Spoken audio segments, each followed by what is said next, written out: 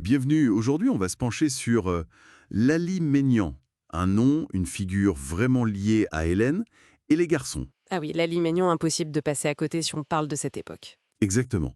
Et on va s'appuyer sur des articles, des bouts d'interviews pour retracer un peu son parcours, depuis la sitcom jusqu'à sa vie maintenant. Mhm.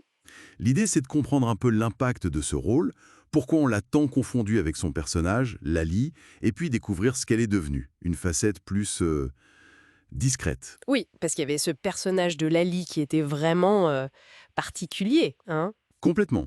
Excentrique à l'écran, mais elle se décrit comme très réservée. C'est ça le contraste intéressant. Alors allons-y. Oui, alors pour remettre les choses dans leur contexte, Hélène et les garçons, c'était un phénomène énorme à l'époque, vraiment. Ah ça oui. Direct, très libre dans ses relations, ce qui était peut-être moins courant. Surtout dans une série comme ça à l'époque. Exactement.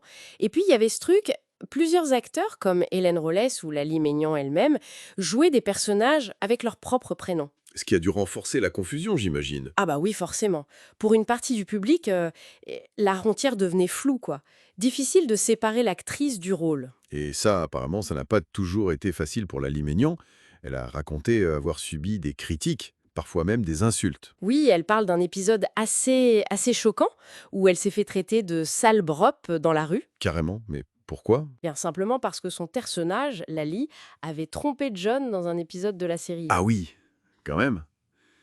C'est fou l'impact que ça pouvait avoir. C'est révélateur, hein. Ça montre bien cette tendance de certains à croire que la télé, c'est la vraie vie. Hmm. Et comme tu disais, son attitude jugée libre par rapport aux hommes à l'écran, ça a sans doute joué aussi. Plus le prénom partagé. Voilà, le cocktail parfait pour que certains ne voient plus Lally Maignan, l'actrice, mais seulement Lally, le personnage et ses actions jugées mauvaises. Et elle, comment elle a vécu ça? Elle a essayé de rectifier le tir? Ah oui, elle n'a cessé de le répéter dans les interviews.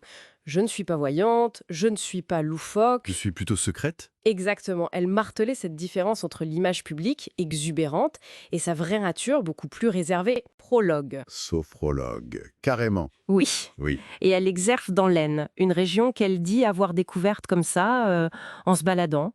Loin de Paris, loin du tumulte médiatique. On sent le besoin de calme, de discrétion, quoi. Tout à fait. Une reconversion assez radicale par rapport à ses débuts. Mais elle n'a pas complètement coupé les ponts avec la comédie, si. Non, non. Elle tourne encore de temps en temps, de manière épisodique comme elle dit, dans Les mystères de l'amour. La série dérivée, oui. Voilà. Elle retrouve son personnage, Lally, par intermittence. Mais son activité principale, c'est la sophrologie. Et la musique aussi, apparemment. Elle a trouvé un équilibre, en somme, entre ces différentes activités. C'est ça. Elle semble partager son temps et elle est restée en contact avec ses anciens collègues. Elle mentionne Philippe Vasseur. José, d'accord. C'est intéressant comme parcours, finalement. Très. Si on prend un peu de hauteur, ça illustre bien les défis après un succès fulgurant dans une sitcom. La difficulté de se défaire d'une image forte, surtout d'un personnage aussi typé. Oui, ça doit coller à la peau. Exactement. Mais ça montre aussi, et c'est ça qui est positif, qu'une autre vie est possible. Une réinvention. C'est pas juste une fuite, mais vraiment la construction d'autre chose, de plus.